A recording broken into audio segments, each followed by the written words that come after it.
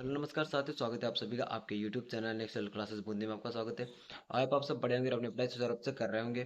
तो आज की हमारी क्लास होने वाली है आपके राजस्थानी कर्मचारी चयन बोर्ड के द्वारा आपकी रीट जो मुख्य परीक्षा करवाई जाती है उसकी क्लास होने वाली है। और इस क्लास में हम आपके जो एक मॉडल पेपर सोल्यूशन करेंगे जो कि कर्मचारी चयन बोर्ड के द्वारा जो रीट मुख्य परीक्षा का सिलेबस है उस पर आधारित होगा। इसमें कुल 150 क्वेश्चन होंगे जो आपके एग्जाम पैटर्न के हिसाब से पूर्णतः डिसाइड किया गया है। और ये क्लास आपको शुरू से लेकर लास्ट तक देखनी क्योंकि आपके हिसाब से बहुत इंपॉर्टेंट हो जाएगी और ये तैयारी को भी आंकने में मदद करेगी कि आपकी तैयारी कैसी चल रही है और कैसे नहीं चल रही।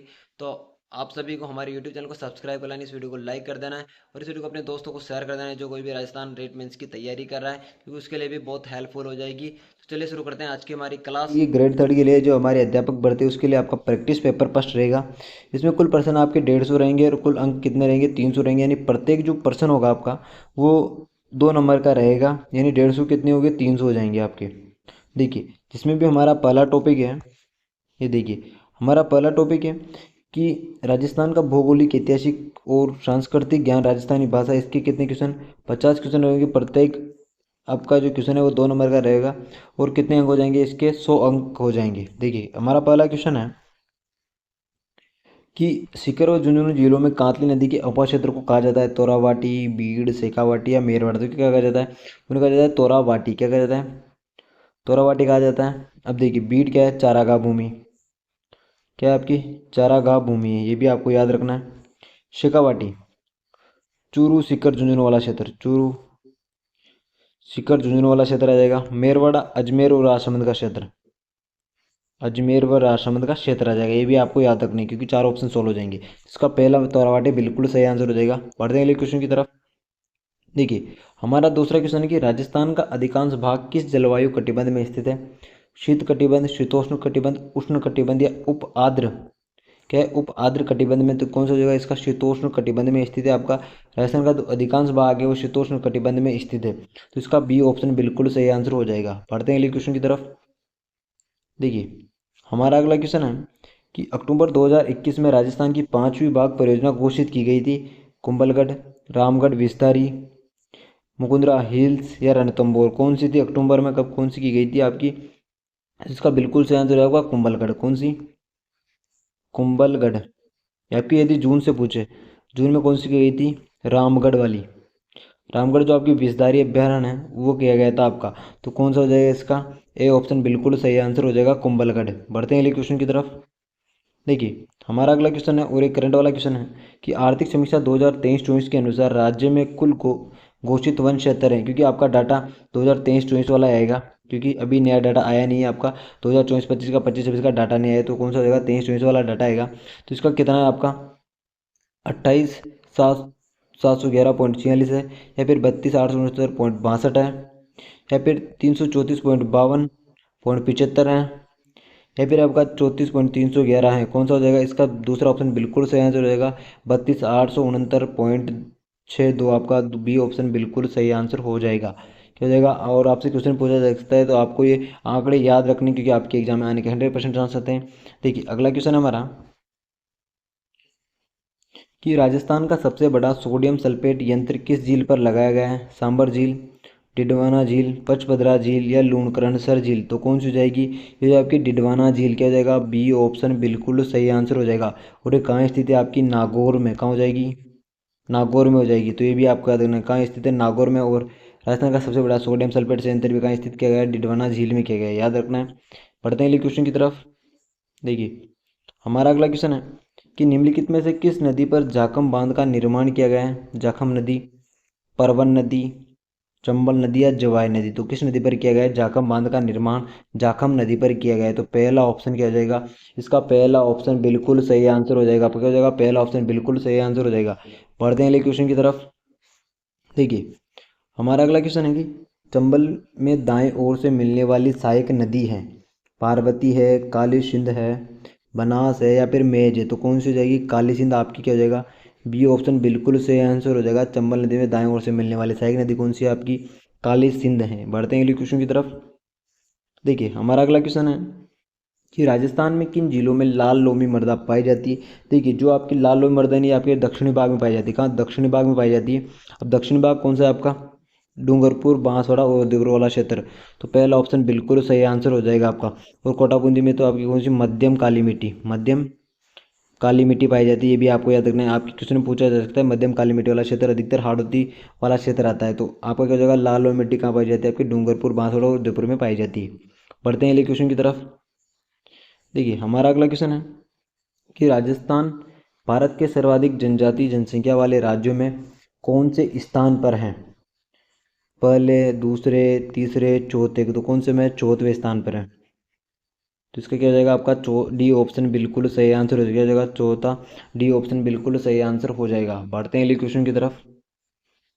देखिए हमारा अगला क्वेश्चन है कि राजस्थान में 2023-24 में कृषि क्षेत्र का सकल राज्य मूल्यवर्धन में योगदान स्थिर मूल्यों पर रहा है। कितना रहा है आपका, 23.67%, 26.16%, 26.92% या फिर 30.23%। तो इसका बिल्कुल क्या हो जाएगा आपका सी ऑप्शन बिल्कुल सही आंसर हो जाएगा, 26.92%।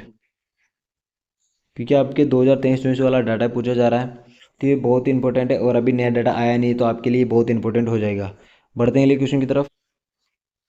देखिए हमारा अगला क्वेश्चन है कि राजस्थान में वर्तमान में कितने प्रकार के खनिजों का खनन किया जाता है। 57, 62, 77 या फिर 82। तो कितने हो जाएंगे, आप कितने हो जाएंगे, 57। 57 प्रकार के खनिज है जिनका खनन किया जाता है। तो आपका ए ऑप्शन बिल्कुल सही आंसर हो जाएगा। बढ़ते हैं अगले क्वेश्चन की तरफ। देखिए हमारा अगला क्वेश्चन है कि राजस्थान पर्यटन नीति 2020 की अनुपालना में गेस्ट हाउस स्कीम 2021 की स्थिति को लागू की गई थी आपकी 11 फरवरी 2021 को, 16 अप्रैल 2021 को, 27 सितंबर 2021 को या फिर 21 अक्टूबर 2021 को की गई थी। तो कब की थी आपकी 16 अप्रैल 2021 को, यानी बी ऑप्शन इसका बिल्कुल सही आंसर हो जाएगा। कौन सी राज्य पर्यटन नीति, आपसे पूछ सकता है कि पर्यटन नीति कब आई, 2020 में।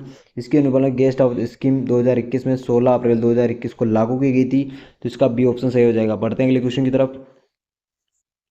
देखिए हमारा अगला क्वेश्चन है कि राजस्थान में अक्टूबर 2025 तक ऊर्जा की अधिष्ठापित क्षमता कितनी मेगावाट है।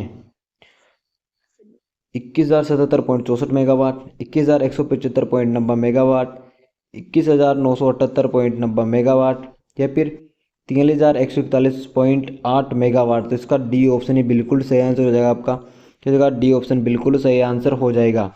43,141.8 मेगावाट आपकी है। अक्टूबर 2025 तक ऊर्जा की अधिष्ठापित क्षमता कितनी है आपकी, 43,141 है। तो डी ऑप्शन बिल्कुल हो जाएगा। आपके करंट से क्वेश्चन है ये। बढ़ते हैं अगले क्वेश्चन की तरफ। देखिए हमारा अगला क्वेश्चन है कि राजस्थान के सबसे छोटे राष्ट्रीय राजमार्ग 71B का नया नंबर क्या है। 52 है, 752 है, 758 है या फिर 919 है। तो कितना हो जाएगा, 919 इसका बिल्कुल सही आंसर हो जाएगा आपका।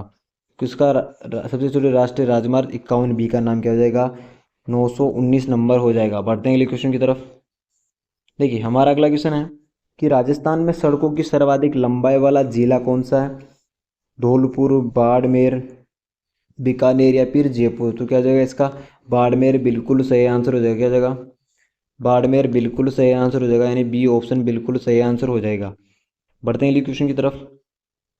देखिए हमारा अगला क्वेश्चन है कि राजस्थान में 2011 में राज्य के औसत लिंगानुपात से कम लिंगानुपात रखने वाले कितने जिले हैं। राज्य का औसत लिंगानुपात 928 है। कितना, राज्य का औसत लिंगानुपात 928 है, ये आपको याद रखना है। तो कितने जिले थे, वो थे आपके 15 जिले। कितने थे, 15 जिले थे। तो इसका क्या हो जाएगा, डी ऑप्शन बिल्कुल सही आंसर हो जाएगा। बढ़ते हैं अगले क्वेश्चन की तरफ। देखिए हमारा अगला क्वेश्चन है कि राजस्थान में 2011 की जनगणना के अनुसार ग्रामीण लिंगानुपात है, ग्रामीण लिंगानुपात कितना था, 933, 914, 927 या 953। तो कितना हो जाएगा, 914। इसका बिल्कुल बी ऑप्शन सही आंसर हो जाएगा आपका। बढ़ते हैं अगले क्वेश्चन की तरफ। देखिए हमारा अगला क्वेश्चन है कि बेराट में जो पुरातात्विक अवशेष मिले हैं वे किस काल से संबंधित है। मौर्य काल से, गुप्त काल से, मध्य काल से या उत्तर गुप्त काल से। तो किससे हो जाएंगे, तो ये आपके हो जाएंगे मौर्य काल से। किससे हो जाएंगे, मौर्य काल से, मौर्य काल से। तो इसका ए ऑप्शन बिल्कुल सही आंसर हो जाएगा। बढ़ते हैं अगले क्वेश्चन की तरफ। देखिए हमारा अगला क्वेश्चन कि अनाज रखने के बड़े मृदभांड जिन्हें गोरे एवं कोठे कहा जाता था किस प्राचीन सभ्यता से प्राप्त हुए थे। ओजियाना, कालीबंगा, जोधपुरा या फिर आहड़। तो किससे प्राप्त हुए थे आपके गौर एवं कोटे? हुए थे आपके आहड़ सभ्यता से। आहड़ सभ्यता से। और इसका जैसे उत्खनन करता कौन था? तो इसको आहड़ से याद रखना, अक्षय कीर्ति व्यास। कौन था? अक्षय कीर्ति व्यास। ये भी आपको याद रखना है। इसका डी ऑप्शन आठ बिल्कुल सही आंसर हो जाएगा। बढ़ते हैं अगले क्वेश्चन की तरफ। देखिए हमारा अगला क्वेश्चन है कि 11 कमरों वाला विशाल भवन राजस्थान के किस सभ्यता स्थल में पाया गया है? कालीबंगा, आहड़, बालाथल या फिर बेराट। किसमें पाया गया था? ये पाया गया था आपका बालाथल में। किसमें? बालाथल में। तो इसका क्या हो जाएगा? सी ऑप्शन बिल्कुल सही आंसर हो जाएगा। बढ़ते हैं अगले क्वेश्चन की तरफ। देखिए हमारा अगला क्वेश्चन है कि 8वीं से 10वीं शताब्दी तक राजस्थान में किस राजपूत वंश का वर्चस्व रहा था? चावड़ वंश का, प्रतिहार वंश का, भाटी वंश का या परमार वंश का? तो देखिए 8वीं से 10वीं शताब्दी में आपका प्रतिहार वंश का सर्वाधिक वर्चस्व रहा था, यानी बी ऑप्शन बिल्कुल सही आंसर हो जाएगा। और इन्होंने जोधपुर में ओसियाओं का निर्माण कराया था। कहाँ है ओसिया का संबंध किससे है? प्रतिहार से, जो कि जोधपुर में स्थित है। आपकी कहाँ है? जोधपुर में स्थित है। इसका बी ऑप्शन प्रतिहार बिल्कुल सही आंसर हो जाएगा। बढ़ते हैं अगले क्वेश्चन की तरफ। देखिए हमारा अगला क्वेश्चन है कि हमीर ने सुल्तान अलाउद्दीन खिलजी के किस विद्रोही सेनापति को रणथंभौर के दुर्ग में शरण दी थी? अमीर खां, मीर अलाबंदे खां, मोर जुबेर खां या मीर मोहम्मद शाह? तो कौन था? वो होता आपका मीर मोहम्मद शाह था, यानी डी ऑप्शन बिल्कुल सही आंसर हो जाएगा। किसने दी थी? अमीर ने दी थी। और अलाउद्दीन खिलजी का जो कौन था? विद्रोही सेनापति था जो रणथंभौर दुर्ग में शरण दी थी, यानी मीर मोहम्मद शाह था वो। बढ़ते हैं अगले क्वेश्चन की तरफ। देखिए अगला क्वेश्चन हमारा कि राजस्थान का ऐतिहासिक जौहर किस जिले में हुआ? तारागढ़, रणथंभौर, चित्तौड़गढ़ या फिर कुंभलगढ़? देखिए जो राजस्थान का ऐतिहासिक जौहर था ना, वो चित्तौड़गढ़ का था। कौन सा था? चित्तौड़गढ़ का। और कब हुआ था ये हुआ था आपका 1303 में। कब हुआ था? 1303 में हुआ था। तो यानी सी ऑप्शन इसका बिल्कुल सही आंसर हो जाएगा। बढ़ते हैं अगले क्वेश्चन की तरफ। देखिए हमारा अगला क्वेश्चन है कि मेवाड़ राज्य के सामंतों की श्रेणी कहलाती थी, क्या कहलाती थी? कोटड़ी, उमराव, जीवनी या हजूरती? क्या कहलाती? वो कहलाती आपकी उमराव। क्या कहलाती थी?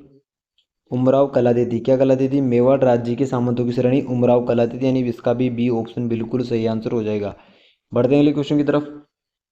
देखिए हमारा क्वेश्चन है कि जोधपुर किले में पुस्तक प्रकाश पुस्तकालय की स्थापना किसने की थी?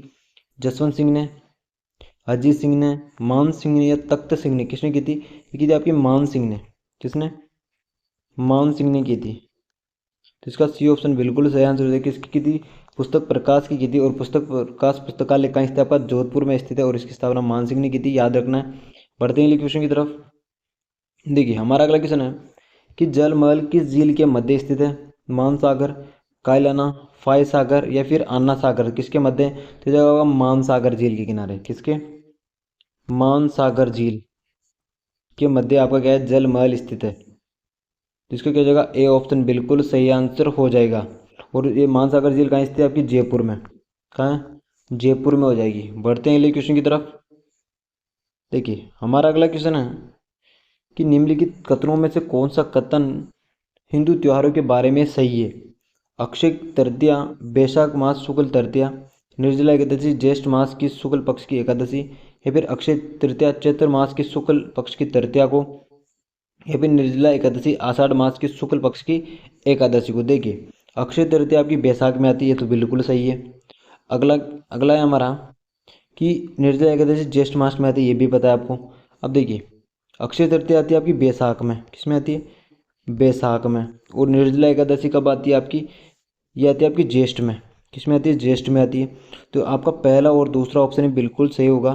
तो हमारे नीचे ऑप्शन है, देखिए हमारे यहाँ ये ऑप्शन है, पहला ऑप्शन है कि पहला और दूसरा बिल्कुल सही आंसर हो जाएगा, यानी इसका ए ऑप्शन बिल्कुल सही आंसर हो जाएगा। एक तो अक्षय तृतीया वाला हो जाएगा, अक्षय तृतीया वाला हो जाएगा, और हो जाएगा अपन निर्जला एकादशी वाला।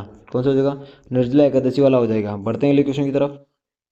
देखिए हमारा अगला क्वेश्चन है कि निम्नलिखित में से राजस्थान का कौन सा जिला कानन मेले से संबंधित है? देखिए जो कानन मेला होता है ना, कहाँ पड़ता है आपका? टोंक, करौली, बाड़मेर या फिर उदयपुर? तो कहाँ पड़ता है ये पड़ता है आपका कहाँ? बाड़मेर में।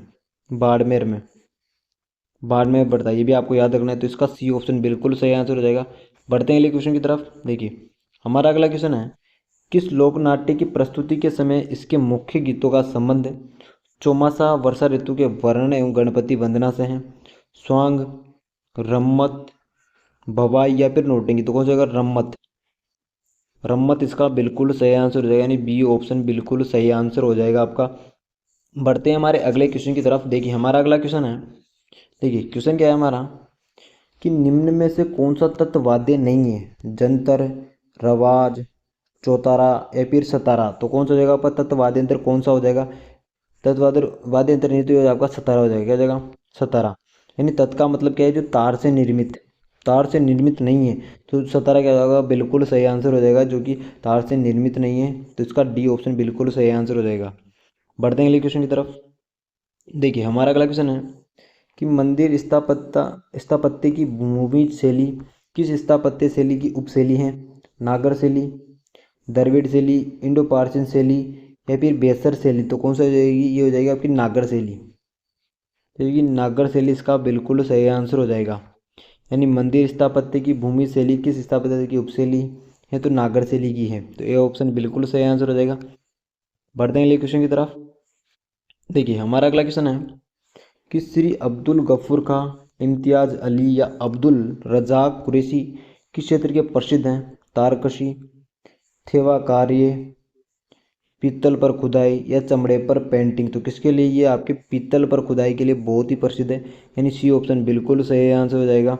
देखिए थेवा कार्य के लिए तो नातू जी, आपके नातू जी सोनी क्या हो जाएगा? सोनी बिल्कुल सही आंसर हो जाएगा। नातू सोनी आपके सही हो जाएगा। आपसे पूछा जाता है थेवा कला के लिए, तो थेवा कला का जन्म किसे कहा जाता है? नातू सोनी को कहा जाता है। तो और पीतल की खुदाई के लिए कौन है? अब्दुल गफूर खां, इम्तियाज़ अली और अब्दुल रज़ाक कुरैशी, बिल्कुल सही आंसर हो जाएगा, यानी सी ऑप्शन इसका बिल्कुल हो जाएगा। पढ़ते हैं हम अपने अगले क्वेश्चन की तरफ। देखिए हमारा अगला क्वेश्चन है, निम्न में सिरोही प्रजामंडल के संस्थापक कौन है? माणिक्यलाल वर्मा, अर्जुन लाल सेठी, गोकुल भाई भट्ट या फिर कृष्णदत्त पालीवाल, तो कौन है? तो इसका सही आंसर हो जाएगा आपका गोकुल भाई भट्ट। तो यानी सी ऑप्शन बिल्कुल सही आंसर हो जाएगा। देखिए माणिक्यलाल वर्मा का संबंध आपका मेवाड़ से, किससे था? मेवाड़ प्रजामंडल से था, ये भी आपको याद रखना है।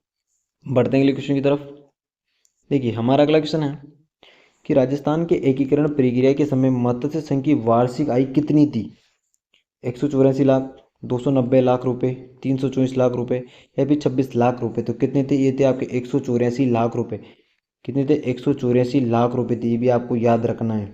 बढ़ते हैं अगले क्वेश्चन की तरफ। देखिए हमारा अगला क्वेश्चन है कि आचार्य तुलसी ने अणुव्रत आंदोलन का सूत्रपात कब किया था? 1942 ईस्वी में, 1949 ईस्वी में, 1945 ईस्वी में या 1952 ईस्वी में, तो आचार्य तुलसी ने अणुव्रत आंदोलन का सूत्रपात कब किया था? ये किया था आपका 1949 ईस्वी में। 1949 ईस्वी में किया था, ये भी आपको याद रखना है, यानी बी ऑप्शन बिल्कुल सही आंसर हो जाएगा। बढ़ते हैं अगले क्वेश्चन की तरफ। देखिए हमारा अगला क्वेश्चन है कि सुमेलित कीजिए संप्रदाय और उनकी जो प्रमुख पीठें हैं वो दे रही कि कौन सी सुमेलित है, कौन सी सुमेलित नहीं है। देखिए गुर्जर संप्रदाय के सामने दे रखा है आपका जोधपुर, नवल की दे रखा है दांतरा और चरणदासी संप्रदाय के दे रखा है दिल्ली, और अलकनंदा संप्रदाय के दे रखा है आपका बीकानेर। क्या दे रखा है? बीकानेर दे रखा है। देखिए चरणदासी संप्रदाय आपका दिल्ली में संबंधित है, ये सभी को पता है। अलकनंदा संप्रदाय का आपका बीकानेर में, ये भी आपको पता है। देखिए अब गुर्जर संप्रदाय है ना, ये आपका दांतरा भीलवाड़ा में, कहाँ है? दांतड़ा भीलवाड़ा में। और नवल संप्रदाय आपका जोधपुर में, कहाँ?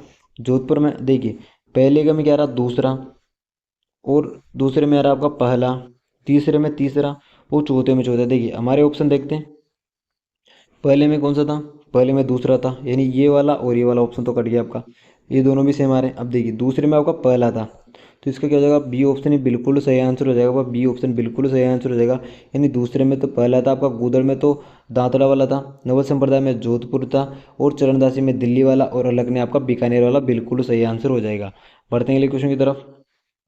देखिए हमारा अगला क्वेश्चन है कि देलवाड़ा स्थित आदिनाथ मंदिर का निर्माण किसने करवाया था? बघेला राजा कर्ण, विमल शाह, चंद्रगुप्त मौर्य या संपर्ति ने करवाया था? किसने करवाया था? विमल शाह ने करवाया था। किसने करवाया था? विमल शाह ने करवाया था। आपका संपर्ति निर्माण करवाया था कुंभलगढ़ का। किसका?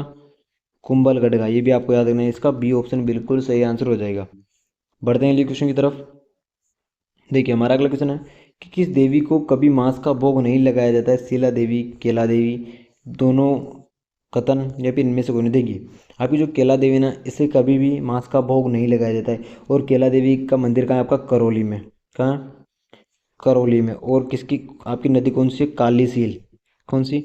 काली सील। ये भी आपको याद रखना है, क से संबंधित हो जाएगा। क से कैला देवी, क से करौली, क से काली सील। और नृत्य कौन सा किया जाता है? ये लांगुरिया नृत्य। कौन सा? लांगुरिया नृत्य है। तो ये भी आपको याद रखना है, यानी इसका बी ऑप्शन बिल्कुल सही आंसर हो जाएगा। बढ़ते हैं अगले क्वेश्चन की तरफ। हमारा अगला क्वेश्चन है कि माधो सिंह व गोविंद सिंह का संबंध निम्नलिखित में से किस किसान आंदोलन से था? बिजूलिया किसान आंदोलन, मेवाड़ किसान आंदोलन, बेगू किसान आंदोलन या फिर अलवर किसान आंदोलन। तो किससे था इसका संबंध? आपका अलवर किसान आंदोलन से, यानी डी ऑप्शन इसका बिल्कुल सही आंसर हो जाएगा। किसका था? माधो सिंह और गोविंद सिंह का संबंध अलवर से था। पढ़ते हैं अगले क्वेश्चन की। देखिए अगला क्वेश्चन हमारा कि मारवाड़ में दामनी क्या है? दामनी क्या है? ओढ़नी का एक प्रकार है, कलात्मक जूतियां हैं, एक राजस्व कर है, या फिर एक सिंचाई करने का औजार है। देखिए दामनी मारवाड़ में ओढ़ने का एक प्रकार है, यानी इसका ए ऑप्शन बिल्कुल सही आंसर हो जाएगा। बढ़ते हैं अगले क्वेश्चन की तरफ। देखिए हमारा अगला क्वेश्चन है कि कौन सा आभूषण नाक का आभूषण नहीं है? लौंग, नथ, चौप या फिर मांदलिया। देखिए आपका जो मांदलिया है ना, मांदलिया कहाँ पहना जाता है? आपका गले में। मांदलिया कहाँ बना जाता है? गले में पहना जाता है। इसका डी ऑप्शन बिल्कुल सही आंसर हो जाएगा। आपका चौंप, नथ और लौंग कहाँ बने जाते हैं? आपके नाक में बने जाते हैं। आपका यदि चौंप की बजाय क्या जाए? चूप। चूप कहाँ बना जाता है? आपका दांत में। ये भी आपको याद रखना है। रखन रखन और चूप आपके दांत में बने जाते हैं, ये आपको याद रखना है। बढ़ते हैं अगले क्वेश्चन की तरफ। देखिए हमारा अगला क्वेश्चन है कि चिड़ावा का गांधी किसे कहा गया है?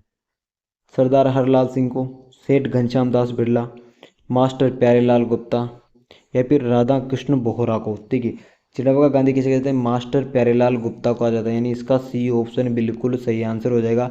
चिड़ावा का गांधी किसे कहते हैं? मास्टर प्यारेलाल गुप्ता को कहा जाता है। बढ़ते हैं अगले क्वेश्चन की तरफ। देखिए हमारा अगला क्वेश्चन है कि मंदिरों और स्थानों के लिए निम्नलिखित में जोड़ों में से किस जोड़े का सही मिलान नहीं है? ओसे के मंदिर जोधपुर में, मैंने बता दिया बिल्कुल सही है। सालासर जो मंदिर का है आपका चूरू में है। रणकपुर का पाली में है आपका। जगदीश मंदिर आपका भीलवाड़ा में नहीं है, कहाँ है? उदयपुर में है। कहाँ आपका? उदयपुर में। ये भी आपको याद रखना है। ओसे वाला के प्रत्यार से संबंधित है आपका, प्रत्यारों से, ये भी बता दिया। सालासर चूरू में आपका बालाजी का मंदिर है। रणकपुर जैन मंदिर, जैनों से संबंधित, जैन धर्म से, किसे? जैन धर्म से संबंधित है। और जगदीश मंदिर आपका भीलवाड़ा में नहीं है, कहाँ है? उदयपुर में है। तो यानी डी ऑप्शन इसका बिल्कुल सही आंसर हो जाएगा। बढ़ते हैं अगले क्वेश्चन की तरफ। हमारा अगला क्वेश्चन है कि प्रतापगढ़, अजबगढ़, थानागाजी और बलदेवगढ़ में बोली जाने वाली भाषा कौन सी है? नेहड़ा मेवाती, कठेर मेवाती, भैना मेवाती या फिर आरेज मेवाती। तो कौन सी हो जाएगी इसकी? नेहड़ा मेवाती। आपका नेहड़ा मेवाती क्या जाएगा? बिल्कुल सही आंसर हो जाएगा इसका। नेहड़ा मेवाती बिल्कुल ए ऑप्शन सही आंसर हो जाएगा। प्रतापगढ़ और अजबगढ़ और थानागाजी अलवर के क्षेत्र हैं, और बलदेवगढ़ ये सभी अलवर के क्षेत्र हैं जहाँ नेहड़ा मेवाती बोली बोली जाती है। पढ़ते हैं अगले क्वेश्चन की तरफ। देखिए हमारा अगला क्वेश्चन है कि मेवाड़ पुकार 21 सूत्री मांग पत्र का संबंध किससे था? मोतीलाल तेजावत, माणिक्य लाल वर्मा, विजय सिंह पथिक या साधु सीताराम दास। तो किससे संबंधित था हुआ? तो ये संबंधित हो जाएगा मोतीलाल तेजावत से। ए ऑप्शन इसका बिल्कुल सही आंसर हो जाएगा। मेवाड़ की पुकार थी, तो 21 सूत्री मांग थी, किसने रखी थी? ये आपकी मोतीलाल तेजावत ने रखी थी। तो इसका ए ऑप्शन बिल्कुल सही आंसर हो जाएगा। बढ़ते हैं अगले क्वेश्चन की तरफ। देखिए हमारा अगला क्वेश्चन है कि कायलाना झील कहाँ स्थित है? जोधपुर, उदयपुर, सवाई माधोपुर या फिर बीकानेर। कायलाना झील कहाँ है? आपकी जोधपुर में। कहाँ है? जोधपुर में स्थित है, ये भी आपको याद रखना है। बढ़ते हैं अगले क्वेश्चन की तरफ। देखिए हमारा अगला क्वेश्चन है कि वनस्थली विद्यापीठ से संबंधित थी कौन थी? रतन शास्त्री, महिमा देवी, कस्तूरबा देवी गांधी या फिर नारायणी देवी। तो कौन सी थी? रत्न शास्त्री। कौन सी थी? रतन शास्त्री, शास्त्री थी। यह अभी आपको याद करना है। अभी किसकी पत्नी थी? शास्त्री जी की। हीरालाल शास्त्री थे आपके, हीरालाल शास्त्री थे, उनकी पत्नी थी, भी आपको याद रखना है। यानी इसका ए ऑप्शन बिल्कुल सही आंसर हो जाएगा। बढ़ते हैं अगले क्वेश्चन की तरफ। देखिए हमारा अगला क्वेश्चन है कि राजस्थान की संस्कृति में मूंग दाना क्या है? माता जी की मेहंदी चढ़ाकर मेहमानों में बांटना, वधु को मूंग और घी खिलाना, लाख की चूड़ियाँ जिसमें चांदी और कड़ी पिरोई जाती है, या भी भोजन पकाने के लिए लकड़ियाँ जो विनय की स्थापना के पश्चात लाई जाती है। तो इसका डी ऑप्शन, ये वाला डी ऑप्शन बिल्कुल सही आंसर हो जाए आपका। भोजन पकाने के लिए जो लकड़ियाँ लाई जाती है उसे मूंग दाना कहा जाते हैं, यानी इसका डी ऑप्शन बिल्कुल सही आंसर हो जाएगा। बढ़ते हैं अगले क्वेश्चन की तरफ। हमारा अगला क्वेश्चन है कि मोनोत्नेन्सी का प्रसिद्ध ग्रंथ है कौन सा है? पताई फुलवारी, मोनोत्नेन्सी ख्यात, मोनोत्नेन्सी बातें या उक्त कोई नहीं, तो कौन सा हो जाएगा? ये जाएगा मोनोत्नेन्सी ख्यात, आपका बी ऑप्शन बिल्कुल सही आंसर हो जाएगा। बताई फुलवारी किसकी? विजय दान देता की, किसकी? विजय दान देता की है, ये भी आपको याद रखना है। और मोनोत्नेन्सी ख्यात आपकी मोनोत्नेन्सी हो जाएगी। इसे राजस्थान का अबुल फजल भी कहा जाता है, राजस्थान का अबुल फजल, ये भी आपको याद रखना है। बढ़ते हैं अगले क्वेश्चन की तरफ।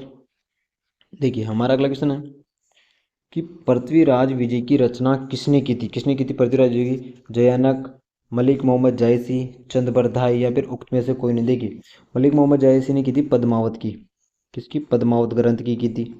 और मलिक पृथ्वीराज विजय की थी आपकी जयानक ने, किसने की थी? जयानक ने, ये भी आपको याद रखना है। इसका ए ऑप्शन बिल्कुल सही आंसर हो जाएगा।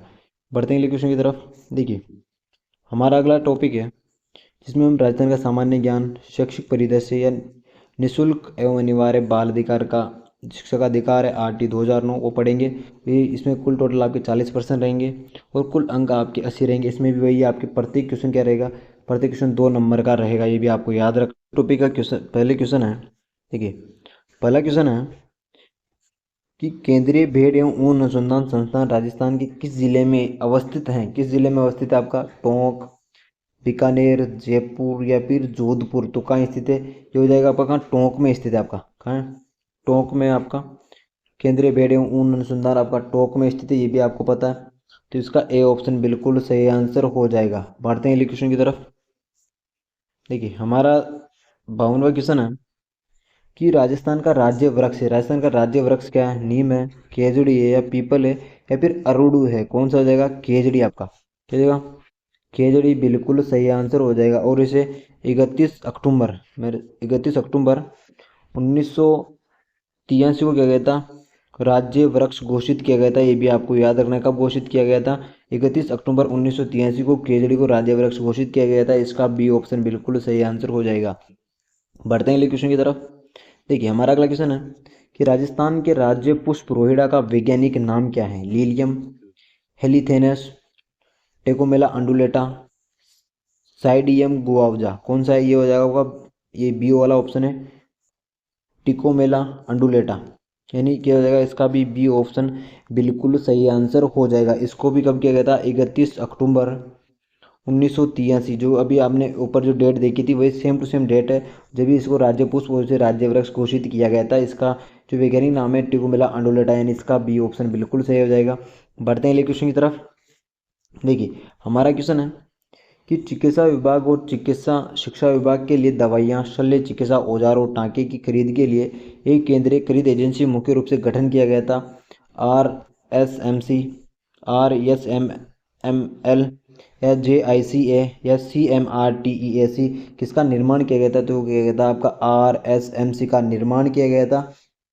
एंड इसका क्या हो जाएगा? ए ऑप्शन बिल्कुल सही आंसर हो जाएगा। और इसकी फुल फॉर्म है आपकी राजस्थान मेडिकल सर्विस कॉरपोरेशन, क्या हो जाएगी? इसकी फुल फॉर्म हो जाएगी RSMC की आपकी फुल फॉर्म हो जाएगी राजस्थान मेडिकल सर्विस कॉरपोरेशन, क्या हो जाएगी? इसकी फुल फॉर्म हो जाएगी। बढ़ते हैं अगले क्वेश्चन की तरफ।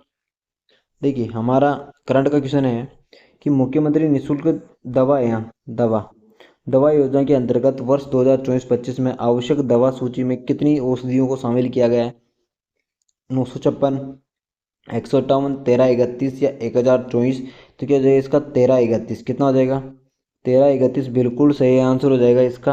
यानी कुल जो आपकी कुल दवाइयाँ कितनी शामिल की गई? 1331 की गई, यानी सी ऑप्शन इसका बिल्कुल सही आंसर हो जाएगा।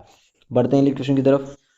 हमारा अगला क्वेश्चन है कि उदयपुर के निकट एकलिंग जी का जो मंदिर है किस शासक ने बनवाया था? राणा कुंभा ने, राणा सांगा ने या फिर राणा उदय सिंह ने या फिर बप्पा रावल ने, किसने करवाया था? इसका निर्माण किसने कराया था? तो कराया था बप्पा रावल ने कराया। डी ऑप्शन इसका बिल्कुल सही आंसर होगा। और यही क्वेश्चन आपके राजस्थान पुलिस में आया था अभी, तो ये भी आप रखना है कि क्वेश्चन आ सकता है, यानी डी ऑप्शन बप्पा रावल बिल्कुल सही आंसर हो जाएगा। बढ़ते हैं अगले क्वेश्चन की तरफ। देखिए हमारा अगला क्वेश्चन है कि राजस्थान के निम्न में से किस खिलाड़ी का संबंध तीरंदाजी से है? किससे है? कृष्ण पूनिया का है, अपूर्वी चंदेला का है, रजत चौहान का है, सतीश जोशी का है। देखिए तीरंदाजी से किसका संबंध है? ये आपका रजत चौहान का, रजत चौहान का आपको करंट के भी पढ़ने हैं, जिसमें आपके अवनी लेगरा पढ़ना है आपको, मोना अग्रवाल पढ़ना है, क्योंकि क्वेश्चन यहीं से आएंगे। क्वेश्चन कहीं बाहर से नहीं वाले हैं, आने वाले हैं आपके अवनी लेकरा, मोना अग्रवाल और रजत चौहान की जगह। इसका सी ऑप्शन बिल्कुल सही है, तो आपको इन दोनों को तो अवश्य पढ़ना पड़ेगा, क्वेश्चन 100% आएगा यहाँ से। पढ़ते हैं अगले क्वेश्चन की तरफ। देखिए हमारा अगला क्वेश्चन है कि माउंट आबू में निम्नलिखित में से कौन सा जैन मंदिर स्थित है, यानी माउंट आबू में कौन सा मंदिर आपका, कामाख्या माता आपकी, दिलवाड़ा, महावीर या फिर रणकपुर। देखिए कौन सा है आपका, तो ये जगह दिलवाड़ा, जगह दिलवाड़ा के मंदिर है आपके, दिलवाड़ा के जैन मंदिर है आपको, यानी बी ऑप्शन इसका भी बिल्कुल सही आंसर हो जाएगा। बढ़ते हैं अगले क्वेश्चन की तरफ। देखिए हमारा अगला क्वेश्चन है कि राजस्थान का विधानसभा कहाँ स्थित है, यानी राजस्थान की जो विधानसभा है कहाँ स्थित है आपकी, अल्बर्ट हॉल रोड कोटा स्थित है, किशन पोल बीकानेर स्थित है, आमेर जयपुर है, लाल कोठी जयपुर के पास स्थित है। तो आपके राजस्थान की जो विधानसभा है लाल कोठी जयपुर में स्थित है, यानी डी ऑप्शन इसका बिल्कुल सही आंसर हो जाएगा। बढ़ते हैं अगले क्वेश्चन की तरफ। हमारा अगला क्वेश्चन है कि निम्नलिखित में से राज्य का वास्तविक कार्यपालिका प्रधान कौन होता है, राज्यपाल, मुख्यमंत्री, मंत्रिमंडल या मुख्य सचिव। देखिए वास्तविक कार्यपालिका प्रधान की बात कर रहा है ये, ओनली कार्यपालिका प्रधान होता तो कौन करते हैं, हम राज्यपाल करते, किंतु किंतु हमसे पूछ रहे हैं कि वास्तविक वास्तविक कौन होता है, मुख्यमंत्री होता है आपका, कौन होता है, मुख्यमंत्री होता है। यदि राज्य का मुखिया कौन होता है आपका, राज्यपाल होता है। कौन सा होता है, यानी मुख्यमंत्री सर राज्यपाल राज्य का मुखिया होता है, जबकि मुख्यमंत्री सरकार का होता है, यानी मुख्यमंत्री किसका होता है, सरकार का होता है, और राज्यपाल क्या होता है, राज्य का मुखिया होता है। तो यानी इसका बी ऑप्शन बिल्कुल मुख्यमंत्री बिल्कुल सही आंसर हो जाएगा।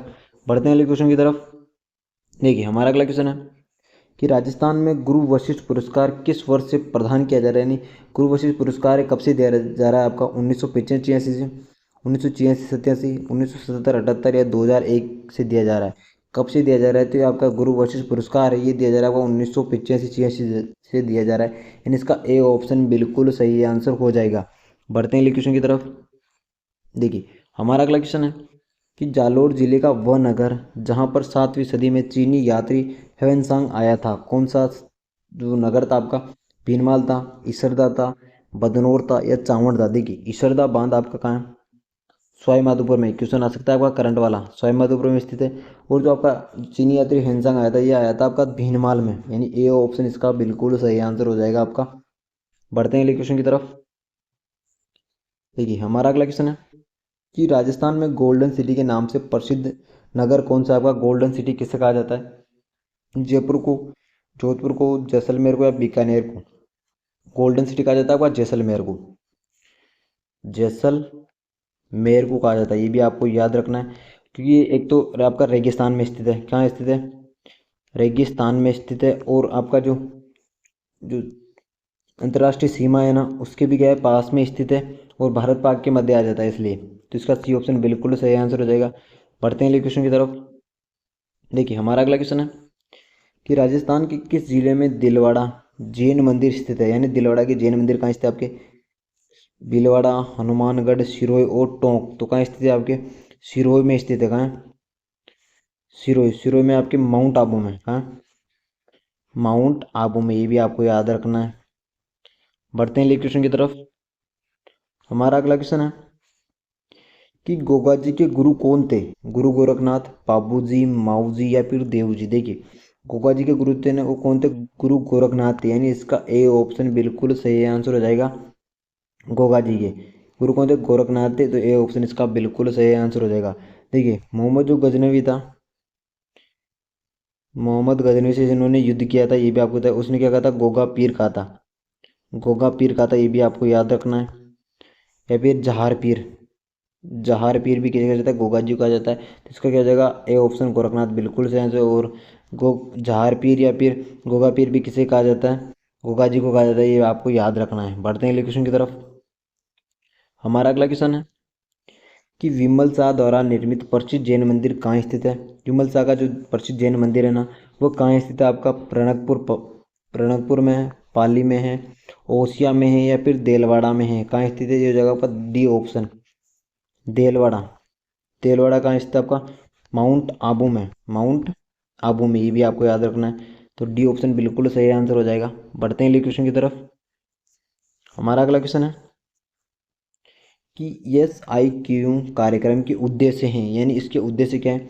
बाल केंद्रित शिक्षा के द्वारा बालक को सिखाने के लिए पर्याप्त अवसर प्रदान करना, बच्चों में परीक्षा के भय को दूर करना, गतिविधियां आधारित शिक्षण को बढ़ावा देना, या फिर उपरोक्त सभी। देखिए जो आपका SIQ जो अभियान है, इसके तहत क्या है, बाल केंद्रित जो बालकों को क्या है अवसर प्रदान किए जाते हैं और बालकों के अंदर से परीक्षा का भय निकाला जाता है, यानी दूर किया जाता है, और गतिविधियों आधारित शिक्षण को बढ़ावा दिया जाता है। इसका डी ऑप्शन क्या हो जाएगा? उपरोक्त सभी बिल्कुल सही आंसर हो जाएगा।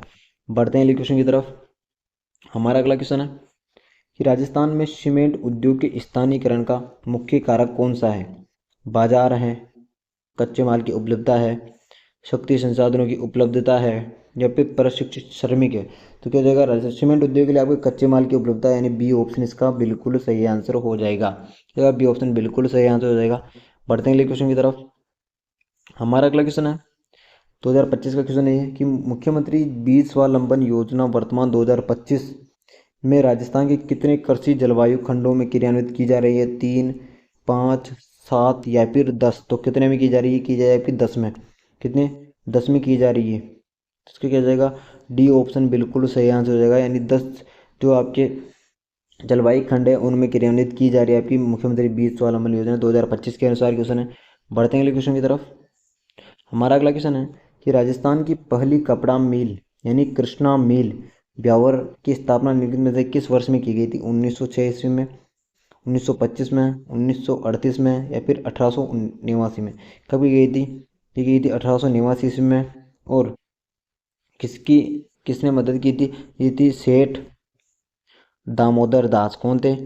सेठ दामोदर दास द्वारा की गई थी, स्थापित की गई थी। ये भी आपको याद रखना है।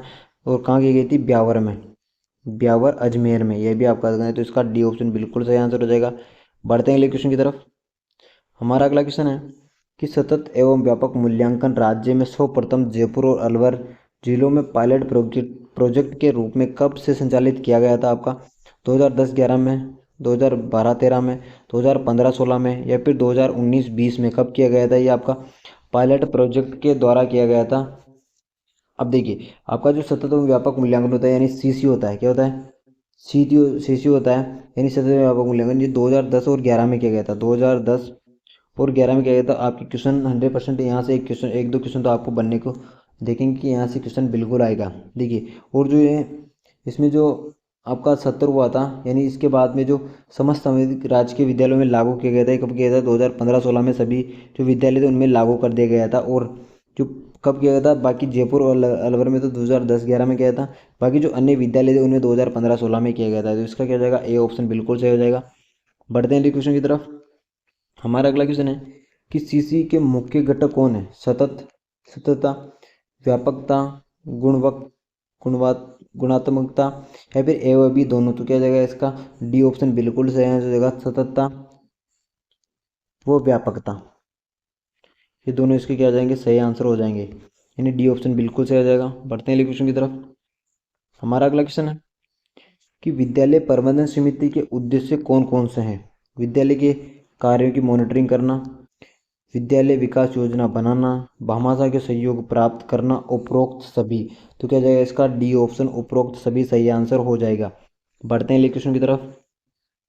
हमारा अगला क्वेश्चन है कि विद्यालय प्रबंधन समिति की साधारण सभा के लिए सदस्य कौन कौन हो सकते हैं? विद्यालय में अध्ययनरत प्रत्येक विद्यार्थी के माता पिता। बिल्कुल सही है ये तो। अगला है हमारा कि विद्यालय में कार्यरत प्रत्येक शिक्षक। ये भी सही है। अगला कि विद्यालय परिक्षेत्र में निवास करने वाला सरपंच एवं जिला प्रमुख। ये भी बिल्कुल सही है। उपरोक्त सभी, यानी इसका डी ऑप्शन बिल्कुल सही आंसर हो जाएगा। जो SMC की बैठक होती है, यानी विद्यालय प्रबंधन समिति की जो बैठक होती है, उसमें आपके जो भी कोई विद्यार्थी जो विद्यालय में पढ़ता है तो उसके माता पिता, कोई भी शिक्षक हो सकता है, या फिर उस जो पंचायत या फिर वो विद्यालय जहाँ कहीं भी आता है तो उसका जिला प्रमुख या फिर वहाँ का सरपंच भी उसमें शामिल हो सकता है। इसका डी ऑप्शन बिल्कुल सही आंसर हो जाएगा। बढ़ते हैं क्वेश्चन की तरफ। हमारा अगला क्वेश्चन है कि राजकीय विद्यालयों में किशोरी बालिकाओं को स्वच्छता हेतु निःशुल्क सैनिटरी नैपकिन वितरण किस योजना के तहत वितरित किए जाते हैं? यानी कौन सी योजना है जिसके तहत किए जाते हैं? कालीबाई बेल उड़ान योजना, बाल गोपाल योजना, चुप्पी तोड़ो अभियान, या फिर आपनी लाडो। किसके? तो ये आपका कालीबाई बेल उड़ान योजना। इसका 2025 है उसमें नाम चेंज कर दिया गया था। पहले को क्या था, पहले था IM शक्ति उड़ान योजना था, ये भी आपको याद रखना है। 2025 में नाम चेंज कर दिया गया था, तो क्या था इसका, कालीबाई भील उड़ान योजना कर दिया गया है। पहला क्या था, IM शक्ति उड़ान योजना था। यानी ए ऑप्शन बिल्कुल सही आंसर हो जाएगा, जिसमें आपके सैनिटरी नैपकिन वितरित किए जाते हैं निःशुल्क। बढ़ते हैं अगले क्वेश्चन की तरफ। हमारा अगला क्वेश्चन है कि राजस्थान में प्रधानमंत्री फसल बीमा योजना किस वर्ष से शुरू की गई थी? 2016, 2017, 2018, 2019, कब से की गई थी? ये की गई थी आपकी 2016 से। कब से? 2016 से राजस्थान में प्रधानमंत्री फसल बीमा योजना शुरू की गई थी। तो इसका ए ऑप्शन बिल्कुल सही आंसर हो जाएगा। बढ़ते हैं अगले क्वेश्चन की तरफ। देखिए हमारा अगला क्वेश्चन है कि जिला कलेक्टर वह धुरी हैं जिसके चारों ओर जिला प्रशासन घूमता है, उसकी कई प्रशासनिक भूमिकाएं होती हैं, निम्न में से कौन सी उससे संबंधित नहीं है? यानी हमसे नई वाली पूछ रहा है। देखिए राजस्व कार्य एवं जिला विकास अधिकारी, ये देखिए। अगला है उपखंड का सर्वोच्च अधिकारी, जिला मजिस्ट्रेट जिला अधिकारी होता है, जिला निर्वाचन एवं गणना का अधिकारी होता है। यानी आपके पहला, तीसरा और चौथा तो बिल्कुल सही है। आपका क्या हो जाएगा, बी वाला ऑप्शन क्या हो जाएगा, गलत हो जाएगा। क्या हो जाएगा, गलत हो जाएगा। तो इसके क्या हो जाएंगे, बी ऑप्शन बिल्कुल सही आंसर हो जाएगा, जो कि किससे संबंधित नहीं है, आपका जिला कलेक्टर से संबंधित नहीं है। बढ़ते हैं अगले क्वेश्चन की तरफ। हमारा अगला क्वेश्चन है कि राष्ट्रीय शिक्षा नीति 2020 में सामान्य अध्यापक छात्र अनुपात की दर क्रमशः क्या रखी गई थी? 30:1, 25:1, 1:30 या फिर 1:25? तो क्या रखी गई थी इसकी? पर अब देखिए हमसे पूछ रहे हैं कि अध्यापक एवं छात्र, कोई जल्दीबाजी में मत लग देना कि छात्र और अध्यापक पूछता है हमसे। क्या छात्र और अध्यापक पूछेगा जब, तो छात्र कितने होंगे 30, और अध्यापक कितना होगा 1। तो अधिकतर बच्चे क्या करते हैं, जल्दीबाजी में आंसर पहला वाला लगा देंगे। बट यानी हमें देखना है कि अध्यापक पूछ रहा है, अध्यापक कितने, 1। तो पहले 1 और 30 हो जाएगा। क्या हो जाएगा, सी ऑप्शन बिल्कुल सही है। तो आपको ये चीज़ याद रखनी है। आपके एग्जाम में यहाँ छात्र दे सकता है और यहाँ अध्यापक दे सकता है, तो आपको क्वेश्चन को सावधानी से पढ़ना है, क्योंकि आपने सावधानी से नहीं पढ़ा तो आपके एक जो आपके नंबर है कटने के चांस अधिक रहेंगे। तो आपको क्वेश्चन भी सावधानी से पढ़ना है, वरना आप सभी अभी पहला ऑप्शन लगा दे। तो इसका पहला ऑप्शन रहेगा, इसका सही आंसर रहेगा सी ऑप्शन। पढ़ते हैं अगले क्वेश्चन की तरफ। हमारा अगला क्वेश्चन है कि बच्चों के लिए मुफ्त एवं अनिवार्य शिक्षा कानून 2009 के निम्नलिखित में से किस भाग को बच्चों के लिए निःशुल्क एवं अनिवार्य कानून 2019 द्वारा संशोधित किया गया था? यानी संशोधित किया गया था 2019 में। तो कौन सा किया गया था? देखिए ए भाग 16, भाग 17, भाग 15 या फिर भाग 14? तो कौन से वाले में गया था, भाग 16 में। यानी इसका ए ऑप्शन क्या हो जाएगा, बिल्कुल सही आंसर हो जाएगा। भाग 16 के रूप में संशोधित किया गया था, उसमें मेंशन है ये चीज़ें। देखिए हमारा अगला क्वेश्चन है 80 नंबर का कि राजस्थान सरकार द्वारा RT 2009 की किस धारा के तहत प्रदत्त शक्तियों का प्रयोग कर राजस्थान निःशुल्क एवं अनिवार्य बाल शिक्षा अधिकार अधिनियम 2011 बनाया गया था? किसके तहत बनाया गया था, यह बताना आपको। कौन सी धारा में लिखा गया है? धारा 21 में लिखा हुआ है, धारा 38 में लिखा हुआ है, धारा 29 में, या फिर धारा 30 में लिखा हुआ है? तो देखिए धारा 38 में लिखा हुआ है, यानी इसका बी ऑप्शन बिल्कुल सही आंसर हो जाएगा। बढ़ते हैं क्वेश्चन की तरफ। हमारा अगला क्वेश्चन है कि निःशुल्क और अनिवार्य बाल शिक्षा का अधिकार अधिनियम 2009 किस धारा के गैर सरकारी विद्यालयों द्वारा 25% सीटों का निःशुल्क प्रवेश का प्रावधान करता है? क्योंकि आपके हर स्कूल में RT की क्या होती है, 25% सीटें होती है, जिनमें क्या बच्चों को निःशुल्क पढ़ाया जाता है। यानी उनसे कोई फीस नहीं ली जाती, वो भी कौन से विद्यालय में, प्राइवेट में। प्राइवेट जो विद्यालय उनमें उनसे फीस नहीं ली जाती। तो कौन सी, किस में लिखा हुआ है, आपकी जो धारा 18 का फर्स्ट है क में लिखा हुआ है, कि 12 की पहले के क में लिखा हुआ है फिर 12 के पक्के ग में लिखा हुआ है, या 18 के फर्स्ट में लिखा हुआ है? तो किस में लिखा हुआ है, ये 12 का जो आपकी धारा 12 है ना, उसके ग में लिखा हुआ है। यानी सी ऑप्शन इसका बिल्कुल सही आंसर हो जाएगा। बढ़ते हैं अगले क्वेश्चन की तरफ। हमारा अगला क्वेश्चन है कि राजस्थान राज्य सरकार द्वारा पूर्व मैट्रिक छात्रवृत्ति किस वर्ग के विद्यार्थियों को दी जाती है? अनुसूचित जाति, अनुसूचित जनजाति, अल्पसंख्यक विशेष पिछड़ा वर्ग, अस्वच्छ कार्य में संलग्न परिवार के बच्चे, या उपरोक्त सभी? देखिए जो सभी बच्चे होते हैं ना, उनको क्या होती है, पूर्व मैट्रिक छात्रवृत्ति दी जाती है। तो उसका डी ऑप्शन बिल्कुल सही आंसर हो जाएगा। इसमें ये नहीं कि आपके ST SC के लिए हो, ये जितनी भी कास्ट है उन सभी के लिए इक्वल बराबर ही है। तो इसका डी ऑप्शन बिल्कुल सही आंसर हो जाएगा। बढ़ते हैं क्वेश्चन की तरफ। देखिए हमारा अगला क्वेश्चन है कि जिला परिषद का अध्यक्ष कौन होता है? आपके जो जिला परिषद का अध्यक्ष होता है वो कौन होता है? जिला प्रमुख या प्रधान, लोकसभा का सदस्य या फिर जिलाधीश, तो कौन होता है? ये होता है आपका जिला प्रमुख। तो जिला परिषद का जो अध्यक्ष होता है आपका जिला प्रमुख होता है। क्या होता है? जिला प्रमुख होता है, यानी इसका ए ऑप्शन बिल्कुल सही आंसर हो जाएगा। बढ़ते हैं अगले क्वेश्चन की तरफ। देखिए हमारा अगला क्वेश्चन है कि राजस्थान उच्च न्यायालय की मुख्य पीठ कहाँ है, यानी आपकी मुख्य पीठ कहाँ स्थित है? उदयपुर, जयपुर, जोधपुर या अजमेर? तो कहाँ है आपके? जोधपुर में। जोधपुर में। यदि प्रधान पीठ पूछे आपसे, प्रधान पीठ कहाँ है आपकी? प्रधान पीठ हो जाएगी आपकी जयपुर में। प्रधान या फिर खंडपीठ पूछ ले, खंडपीठ कहाँ हो जाएगी आपकी?